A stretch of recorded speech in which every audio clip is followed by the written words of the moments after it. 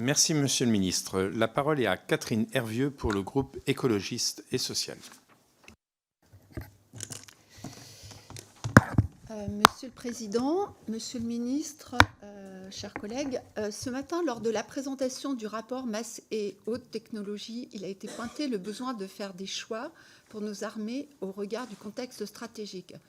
C'est un rapport qui a été présenté à la Commission Défense.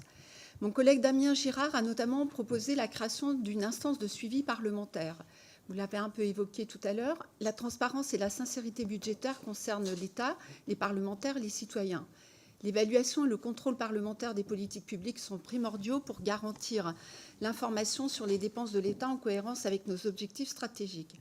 Le rôle de cette instance de suivi devra fournir une expertise indépendante et régulière sur la trajectoire de la LPM, l'exécution des programmes d'armement, le respect des calendriers, la cohérence des choix capacitaires avec les priorités stratégiques fixées.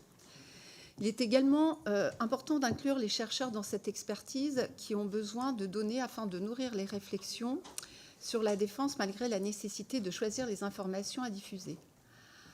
De plus, les écologistes encouragent le développement d'une stratégie de défense globale, diplomatie, défense, fin de notre dépendance aux fossiles et de leur exportation et bien évidemment le développement d'une BITD européenne. La révision de l'ARNS est un début, mais afin de produire des perspectives d'adaptation de notre outil de défense, il est nécessaire d'étudier un nouveau livre blanc. Les enjeux autour de la cybersécurité, la cyberdéfense, le spatial, l'IA et le quantique sont exponentiels.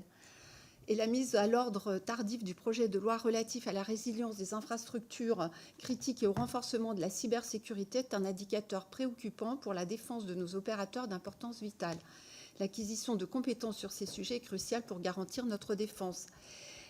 Et donc ma question, vous avez répondu en partie à certains collègues, mais plus globalement, envisagez-vous de modifier l'orientation ou de rectifier la LPM 2024-2030 afin de mieux répondre à ces objectifs stratégiques de sécurité ? Merci.